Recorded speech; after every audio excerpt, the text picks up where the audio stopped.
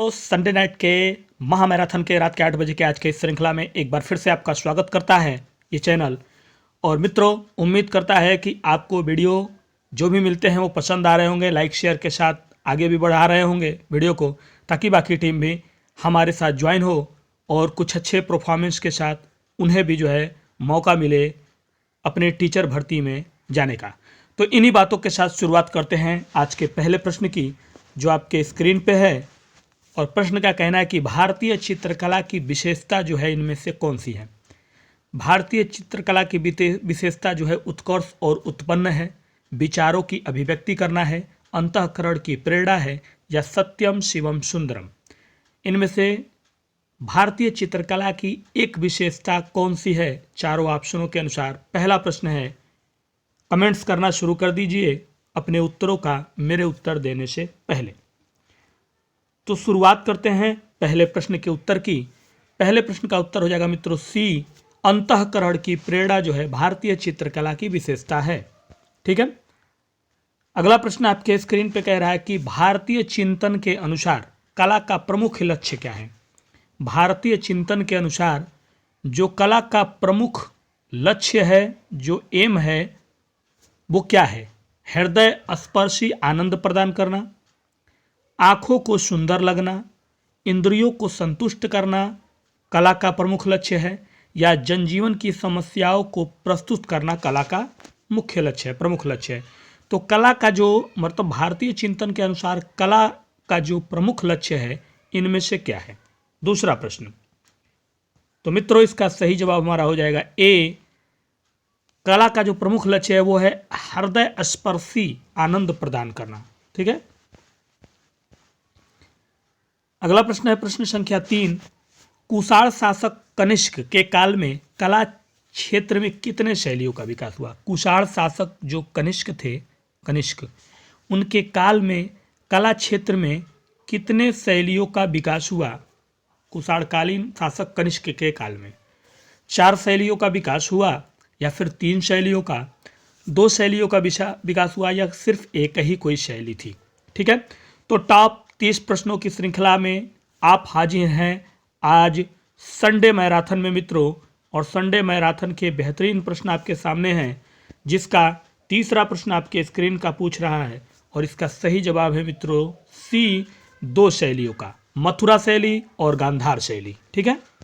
आगे बढ़ते हैं। अगला प्रश्न कह रहा है कि गांधार की मूर्ति शिल्प अधिकतर किस पत्थर से निर्मित है। ध्यान दीजिएगा, अधिकतर शब्द इस्तेमाल जो किया गया है इस पे आपको फोकस रखना है। गांधार की मूर्ति शिल्प अधिकतर, ज़्यादातर, ज़्यादा संख्या में कौन से पत्थर से बनाई गई थी। बलुआ पत्थर से, चिस्ट पत्थर से, ग्रेनाइट पत्थर से, या किसी से नहीं। तो अभी आपने ऊपर देखा कि कनिष्क के शासनकाल में 2 शैलियाँ थी, मैंने आपको बताया ही, गांधार शैली और मथुरा शैली। तो उसमें से जो गांधार शैली है उसमें मूर्ति शिल्प अधिकतर कौन से पत्थर से निर्मित हैं, ये चौथा प्रश्न का कहना है। और इसका सही जवाब है मित्रों चिस्ट पत्थर से। ठीक है।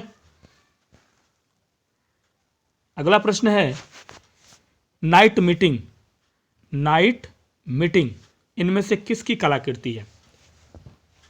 अनुपम सूद की, अमिताभ बनर्जी, ए रामचंद्रन, सोमनाथ होर।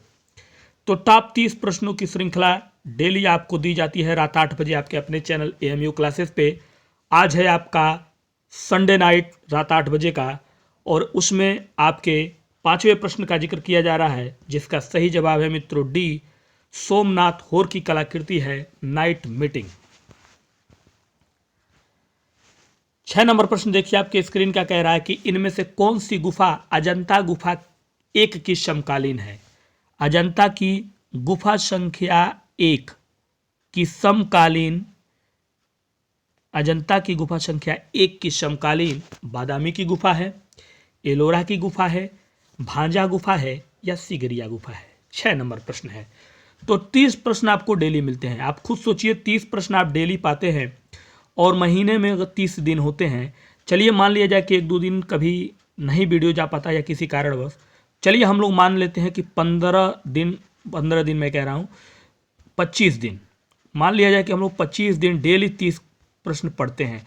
अगर इस तरह से आप रेगुलर अपडेट हैं वीडियो पे, तो आप खुद अपना कैलकुलेशन करके देख लीजिए कि आप कितने प्रश्नों को एक साथ तैयार करके रख रहे हैं, ठीक है, और कितने प्रश्न आपके तैयार हो जाएंगे। तो इस प्रश्न का सही जवाब जो होगा वो हो जाएगा ए, बादामी गुफा के समकालीन, ठीक है। 7वां प्रश्न कह रहा है आपका कि भारत का सबसे बड़ा वनस्पति संग्रहालय स्थित है। वनस्पति संग्रहालय है वो, सबसे बड़ा है वो, और भारत का है। ग्वालियर में है वो स्थित, हैदराबाद में स्थित है, कोलकाता में स्थित है, या चेन्नई में स्थित है। तो हिंदुस्तान का यानी भारत का सबसे बड़ा वनस्पति संग्रहालय इसमें से कौन से जगह पे स्थित है, 7वें प्रश्न का कहना है। और 7वें प्रश्न का सही जवाब जो हो जाएगा वो हो जाएगा सी, कोलकाता में, ठीक है। नेक्स्ट प्रश्न देखते हैं क्या कह रहा है। नेक्स्ट प्रश्न का कहना है सीता बोगरा गुफा का संबंध इनमें से किससे है। सीता बोगरा गुफा, ये जो गुफा है इसमें से कौन सी गुफा से इसका रिलेशन है, संबंध है। अजंता से, जोगीमारा से, बादामी से, या सिगरिया से। तो लाइक करिएगा और शेयर ज़्यादा से ज़्यादा करिए, क्योंकि शेयर करने से हमारी टीम की मजबूती बनी रहती है, मतलब और भी नए लोग जुड़ते हैं कुछ नए चीज़ों के साथ, कुछ ना कुछ नया करते हैं, कमेंट्स में भी करते हैं, और ये सब आप लोग की वजह से ही होता है, आप ही इसके सूत्रधार हैं। तो मित्रों ये 8वां प्रश्न है जो कह रहा है हमारा, और इसका सही जवाब है जोगीमारा गुफा से, ठीक है। 9 नंबर प्रश्न ध्यान से देखिए। प्रश्न संख्या 9 कह रहा है भारत का पहला पनडुब्बी संग्रहालय, पहला पनडुब्बी संग्रहालय हिंदुस्तान का कौन से सन में स्थापित किया गया। सन 2000 में, 2004 में, 2003 में, या 2002 में। इनमें से वो कौन सा सन था जिसमें भारत का पहला पनडुब्बी संग्रहालय स्थापित किया गया, ये हमारा 9 नंबर प्रश्न का कहना है। कमेंट्स, लाइक, शेयर करते रहिए मित्रों, और हमारे फेसबुक पेज को फॉलो कर लीजिएगा, फॉलो जरूर कर लीजिएगा। 9:30 बजे मैं वीडियो को, पढ़ाए हुए वीडियो को ही लाइव करता हूँ, ताकि उसमें आपको रिवीजन होता रहे। वो देने का मेरा मकसद है कि आप एक बार रिवीजन कर ले। तो 9:30 बजे वो लाइव होता हूँ, मैं उस वीडियो को लाइव करता हूँ, देख लीजिएगा। पेज पे आप लोग फॉलो किए होंगे, आपको मिल जाएगा नोटिस खुद ही, अगर बेल आइकन वहाँ भी दबाया होगा तो इस प्रश्न का सही जवाब है मित्रों 2002 में। कहाँ स्थापित किया गया था, तो वो जगह है विशाखापत्तनम, ठीक है। अगला प्रश्न है आपके स्क्रीन का 10 नंबर, ब्लूमिंग होप इनमें से किनका छापा चित्र है। ब्लूमिंग होप, ये जो छापा चित्र है किसका है। परमजीत सिंह का, प्रिया मुखर्जी, सोमनाथ होर, या के.जी. सुब्रमण्यम, ठीक है। तो संकेत अच्छे अच्छे मिल रहे हैं। पुराने जो पेपर होने वाले हैं वो भी होंगे, नए जो है भर्तियां वो भी आने वाली हैं। बस नीप 2022 यानी नई शिक्षा नीति की नियमावली जो है, नियमावली में बस ये याद रखिएगा कि अगर कला में कुछ बदलाव हुआ तो या तो कहेगा कि बीएड ले लेंगे साथ में, या फिर वो ग्रेजुएशन में अगर मांगता है तो जितने भी प्राविधिक कला से किए हैं उन्हीं के लिए थोड़ा मुश्किल होगा। तो मित्रों ऐसा ना हो, बस यही चाहिएगा, ताकि आगे भी आपको मौका मिले। और इस प्रश्न का सही जवाब है मित्रों ए, परमजीत सिंह का। अगला प्रश्न है आपके स्क्रीन का 11 नंबर। प्रश्न का कहना है कि चित्रभूमि किस प्रकार की होती है। जो चित्रभूमि होती है वो एक आयामी होती है, बहुआयामी होती है, द्विआयामी होती है, या त्रिआयामी होती है। चित्रभूमि किस प्रकार की होती है, चित्रभूमि जो होती है वो किस प्रकार की होती है, ठीक है। यह है आपका प्रश्न संख्या 11। तो जो नए लोग जुड़े हैं, मेरा मोबाइल नंबर व्हाट्सएप का ये है, ठीक है, 8858529779। इस नंबर पे व्हाट्सएप करिए, ग्रुप में भी जुड़ जाएंगे, और कोई प्रॉब्लम हो तो आप हमें वहाँ पे मैसेज कर सकते हैं, ठीक है। तो इस प्रश्न का जो सही जवाब है, यानी 11 नंबर प्रश्न का जो सही जवाब है मित्रों वो है द्विआयामी। चित्रभूमि किस प्रकार की होती है, द्विआयामी होती है। अगला प्रश्न है 12 नंबर, जल रंग की पतली पारदर्शक तह कागज पर लगाकर चित्रण करना। जल रंग की पतली पारदर्शक तह पर शब्द तह जो है, जल रंग की पतली पारदर्शक तह कागज पर लगाकर जब चित्रण किया जाता है, ठीक है, जल रंग की पतली पारदर्शी तह पर जब कागज लगाकर चित्रण किया जाता है तो वो क्या वाश पेंटिंग कहलाता है, टेम्परा पेंटिंग कहलाता है, पोस्टर पेंटिंग कहलाता है, या यह सभी। ठीक है, तो पतली पारदर्शक तह जो है वो कागज पर लगाकर चित्रण जब किया जाता है तो उसे हम क्या कहते हैं? तो मित्रों उसे हम कहते हैं वाश पेंटिंग। ठीक है, तो इसका राइट आंसर हो जाएगा 12 का ए। 13 नंबर प्रश्न आपके स्क्रीन पे है, वो कह रहा है कि चित्रकला के लिए कौन सी सतह का प्रयोग किया जाता है? कौन सी सतह का प्रयोग इस्तेमाल चित्रकला के लिए किया जाता है? कैनवास का, दीवार का, ताड़पत्र का, या इन सभी का? ठीक है, तो यह है आपका 13वां प्रश्न। संडे नाइट के रात 8 बजे के आज वीडियो में आप शामिल हैं। ज़्यादा से ज़्यादा वीडियो को लाइक शेयर करते रहिएगा और शुरू से अंत तक बने रहिएगा अगर वीडियो में अच्छे प्रश्नों को फेस करना है तो मित्रों इसका सही जवाब है आपका डी। यह सभी जो है आपके सतह के रूप में कैनवास भी इस्तेमाल होता है, दीवार भी होता है और ताड़पत्र भी होता है, जो पुराने दौर से भी होता हुआ आ रहा है ताड़पत्र। ठीक है, अगला प्रश्न है आपके स्क्रीन का 14 नंबर की, कौन सी सतह चित्रण करने के लिए उपयुक्त नहीं है? ध्यान दीजिएगा, नहीं है उपयुक्त यानी सही क्या चित्रण करने के लिए। इसमें से कौन सी सतह यानी सरफेस एरिया जो कह लीजिए नीचे का सही है, यह उपयुक्त नहीं है चित्रण के लिए? कैनवास, टिश्यू पेपर, कागज या कपड़ा? नहीं है शब्द ध्यान रखना है आपको।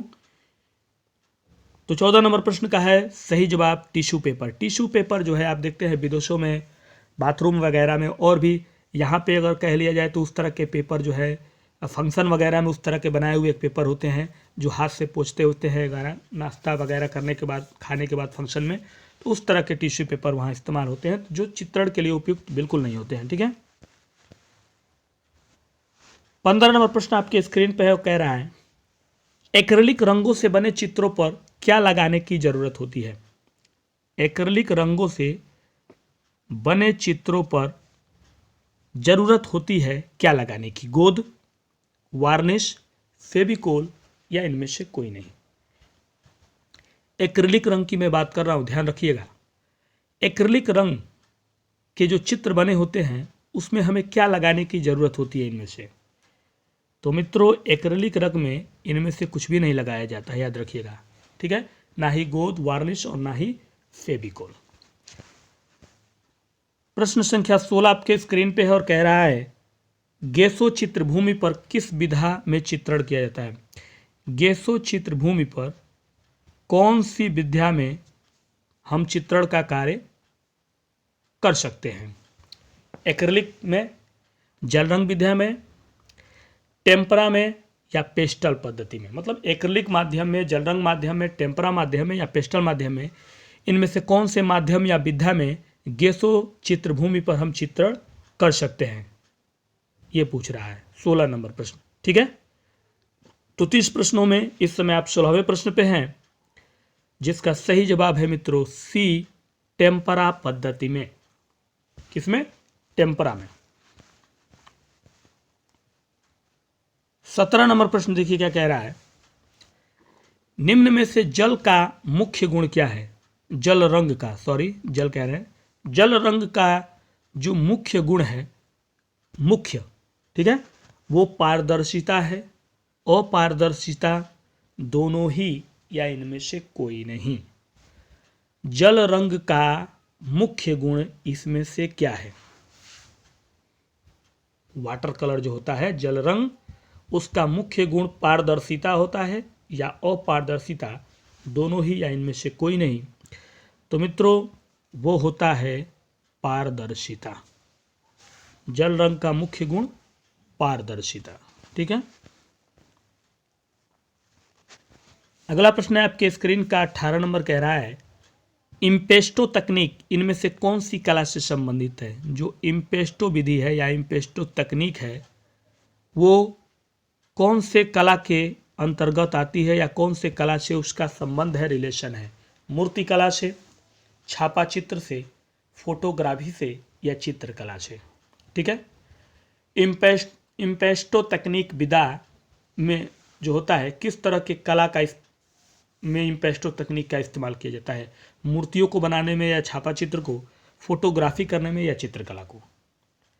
18वां प्रश्न है और इसका सही जवाब है मित्रों डी, चित्रकला या चित्रकारी में। ठीक है। 19 नंबर प्रश्न कह रहा है हमारा, जब किसी चित्र में छाया प्रकाश एक पॉइंट हो गया, और परछाई, ठीक है, दो बातें हो गई, ध्यान दीजिएगा।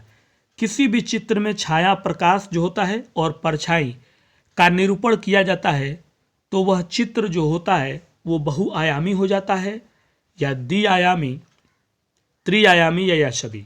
मतलब जब कोई एक चित्र बनाया जाता है और उस चित्र में पहला पॉइंट छाया प्रकाश और दूसरा पॉइंट परछाई का जब निरूपण कर दिया जाता है, दिखाया जाता है, दर्शाया जाता है, तो वह चित्र कौन से आयामी के कैटेगरी में आता है? बहुआयामी, त्रिआयामी, द्विआयामी या यह सभी।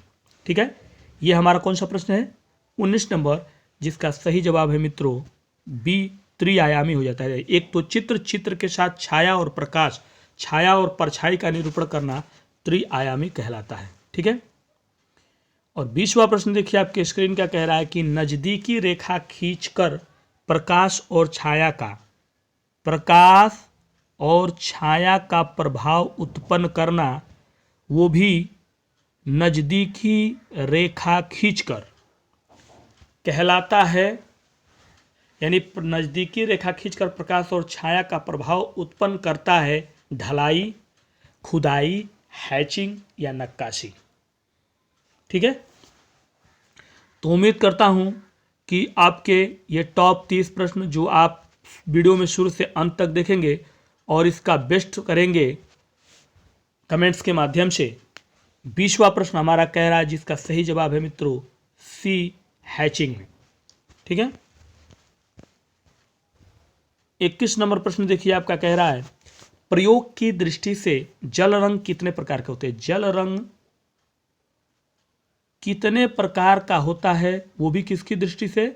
इस्तेमाल की दृष्टि से, प्रयोग की दृष्टि से। हमारा जो पॉइंट है समझने वाला वो ये है कि सबसे पहले उन्होंने कहा है कि प्रयोग, इस्तेमाल की दृष्टि से हम जल रंग को कितने प्रकार का मानेंगे? 2, 4, 6 या 8 प्रकार का। ठीक है। तो हमको इस्तेमाल की दृष्टि को देखते हुए अपने प्रश्न के उत्तर को देना है और उसके अनुसार हमारा जो उत्तर होगा वो हो जाएगा मित्रों सिर्फ 2। ठीक है। आगे है प्रश्न हमारा, कपड़े पर मोम लगाकर रंग करने की विधा को कहते हैं। कपड़े पे पहले आप मोम लगाए, उसके बाद हमने रंगने के कार्य किया। यानी कपड़े पे पहले मोम लगाया, फिर हमने रंगने के कार्य का इस्तेमाल किया, विधा इस्तेमाल किया, तो उसे हम बंधेज कहेंगे। उस विधा को हम कोलाज कहेंगे। उस विधा को क्या हम मोन्टेज कहेंगे? उस विधा को या बाटिक कहेंगे? इसमें से किस नाम से हम जानेंगे उस विधा को जिस विधा में हम कपड़े पर मोम लगाकर फिर रंगने का कार्य करते हैं? तो मित्रों हम उस विद्या को, उस तकनीक को कहेंगे बाटिक। क्या कहेंगे? बाटिक कहेंगे मित्रों। 23वां प्रश्न देखिए आपके स्क्रीन क्या कह रहा है, निम्न में से तेल रंग तकनीक कैसा होता है? तेल रंग तकनीक जो है, तेल रंग का जो तकनीक होता है वो पारदर्शी होता है, अपारदर्शी होता है, चमकीला होता है या यह सभी? ठीक है। तेल रंग का जो तकनीक होता है, तकनीक की बात कर रही हैं, तेल रंग का जो तकनीक होता है पारदर्शी होता है, अपारदर्शी होता है, चमकीला या यह सभी? तो मित्रों इसका सही जवाब हो जाएगा आपका बी, अपारदर्शी। ठीक है। 24 नंबर प्रश्न कह रहा है, निम्न में से एक्रिलिक रंग की क्या योग्यता है? एक्रिलिक जो रंग है उसकी योग्यता क्या है? मतलब योग्यता से यहाँ जो आशय है उसकी किससे है? खासियत से। किससे है? खासियत से। मतलब उसकी क्या खासियत है? एक्रिलिक रंग की जो खासियत है, जो खूबी है, या कह लीजिए विशेषता जो है वो क्या है? देर से सूखना उसकी विशेषता है, जल्दी सूख जाना उसकी विशेषता है, दोनों ही उसकी विशेषताएं हैं या इनमें से कोई नहीं? बस पूछने का टेक्निक अलग हो गया है। एक्रिलिक रंग की योग्यता से आपका आशय हुआ खासियत, विशेषता उसके गुण से, क्या है उसकी खूबियां। ठीक है, तो मित्रों एक्रिलिक रंग की जो खूबियां हैं इसमें से वो है आपकी, वो जल्दी सूख जाता है, जल्दी से सूखना। ठीक है, 25 नंबर प्रश्न देखिए, कह रहा है 25 नंबर, निम्नलिखित में से स्केच की क्या विशेषता है? जो स्केच है, स्केच उसकी जो है विशेषता क्या है? स्केचिंग करना उसकी विशेषता स्वर पद्धति है, निरीक्षण पद्धति, तीव्र प्रवाह पद्धति, या यह सभी? तो आप धीरे धीरे 25वें प्रश्न पे पहुंच चुके हैं। फाइनल सबमिट में आपको 30 प्रश्नों में से कितना बेस्ट किया ये कमेंट्स के माध्यम से आपको पुटअप करना है। और रात के 9:30 बजे मैं अपने फेसबुक पे लाइव कर देता हूँ, जो वीडियो पीछे पड़े हैं रिपीट करने के लिए, तो वहाँ आप जाके जुड़ जाइएगा, आपको वीडियो मिलेगा लाइव चलते हुए। ठीक है, तो उसे भी देख लीजिएगा, उससे कोई घाटा तो नहीं होगा, रिपीट हो जाएगा। तो मित्रों इसका सही जवाब जो है हमारा वो हो जाएगा सी, तीव्र प्रवाह पद्धति। 26 नंबर प्रश्न देखिए आपका क्या कह रहा है। 26वां प्रश्न कह रहा है कि तैल चित्रण के लिए कितने प्रकार के आधार का प्रयोग किया जाता है? कितने प्रकार के आधार का इस्तेमाल हम तेल चित्रण के लिए करते हैं? बोर्ड कार्ड का, कैनवास का, काष्ठफलक का, या इन सभी का प्रयोग हम तेल चित्रण में आधार के रूप में करते हैं? ठीक है, ये पूछ रहा है हमारा 26वां प्रश्न। उम्मीद है आप वीडियो को प्यारा सा प्यारा लाइक और शेयर अपने दोस्तों को जरूर कर रहे होंगे, बाकी लोगों को जोड़ने के लिए। 26वां प्रश्न जो है इसका सही जवाब है मित्रों डी, इन सभी का, बोर्ड कार्ड, कैनवास, काष्ठफलक। ठीक है, 27वां प्रश्न देखिए क्या कह रहा है। वुड ब्लॉक से पहले पुस्तक किस देश में छपी थी? वुड ब्लॉक से मतलब वुड ब्लॉक जो तकनीक है उससे सबसे पहले जो पुस्तक छापी गई थी वो कौन से देश में छापी गई थी? चीन में, यानी वुड ब्लॉक तकनीक से सबसे पहले जो किताब छपी थी वो चीन में छापी गई थी, जापान में छापी गई थी, जर्मनी में छापी गई थी, या इंडोनेशिया में? ठीक है, तो ये भी आपका वेरी वेरी इंपॉर्टेंट प्रश्न है साथियों, और उम्मीद है कि वीडियो भी आखिरी तक देखते हुए आपको पसंद जरूर आएगा। और इसका सही जवाब है ए, चीन में।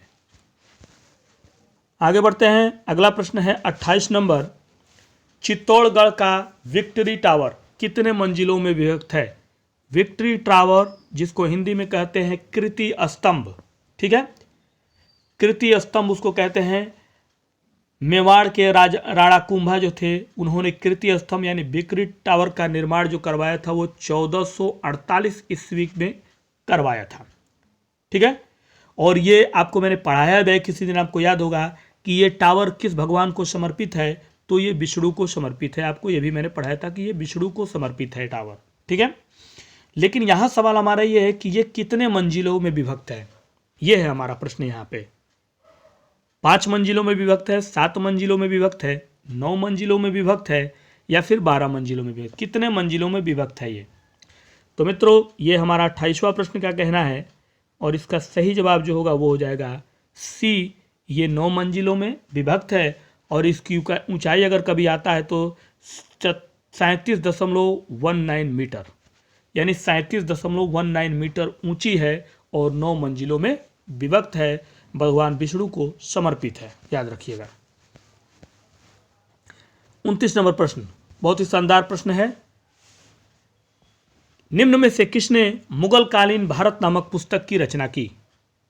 मुगल कालीन भारत पुस्तक का नाम है, और इस पुस्तक को लिखने वाले रचने वाले कौन हैं? डॉक्टर जगदीश गुप्त ने की इसकी रचना, डॉक्टर आनंद कुमार स्वामी ने की, विनोद भारद्वाज ने की, या डॉक्टर A.L. श्रीवास्तव ने की? मतलब इसमें से कौन सी वो शख्सियत है जिसने पुस्तक लिखी मुगल कालीन भारत नामक पुस्तक? ठीक है, और उस पुस्तक में उन्होंने, जिन्होंने भी इसको लिखा है इनमें से, उन्होंने उस पुस्तक में ये बात कही है कि शाहजहां का जो शासनकाल था वो भारत के मध्ययुगीन इतिहास का स्वर्ण युग के नाम से प्रसिद्ध है। यानी उस पुस्तक में ये जिक्र मिलता है। जबकि अगर इस तरह देखेंगे तो गुप्त काल में कला और साहित्य की जो प्रगति हुई है उसको हम भारतीय कला का स्वर्ण युग कहा जाता है, लेकिन इस पुस्तक में लिखी हुई है कि शाहजहां के शासनकाल में भारत का मध्ययुगीय इतिहास जो है वो स्वर्ण युग के नाम से जाना जाता है। तो इस पुस्तक के रचयिता हैं कौन?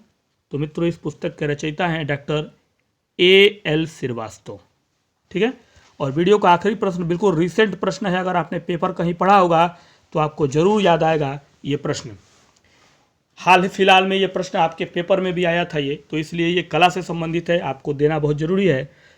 हाल ही में दुनिया का पहला पांडुलिपि संग्रहालय इनमें से कौन सी जगह खोला गया है?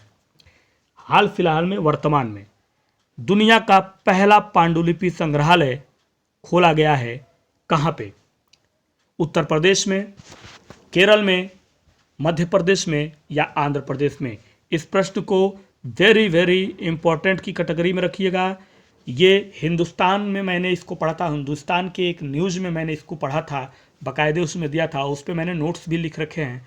उसमें से एक मैंने सिर्फ अभी एक उठाया है कि हाल ही में दुनिया का पहला पांडुलिपि संग्रहालय कहाँ खोला गया इनमें से। ठीक है। तो ये वीडियो का आखिरी प्रश्न है जिसको आप उत्तर के साथ फाइनल सबमिट करिए और संडे नाइट की आज की इस वीडियो को बेहतरीन बनाइए अपने परफॉर्मेंस के साथ। तो मित्रों, हमारे इस प्रश्न का जो सही जवाब है वो है केरल। केरल का जो राजधानी है तिरुवनंतपुरम जो है केरल की राजधानी है, वहीं पे दुनिया का पहला पांडुलिपि संग्रहालय खोला गया है। और इसके बारे में आगे मैं कुछ प्रश्नों को लाऊंगा तो उसमें बताऊंगा। तब तक के लिए दीजिए इजाज़त। नमस्कार, गुड नाइट, शुभ रात्रि।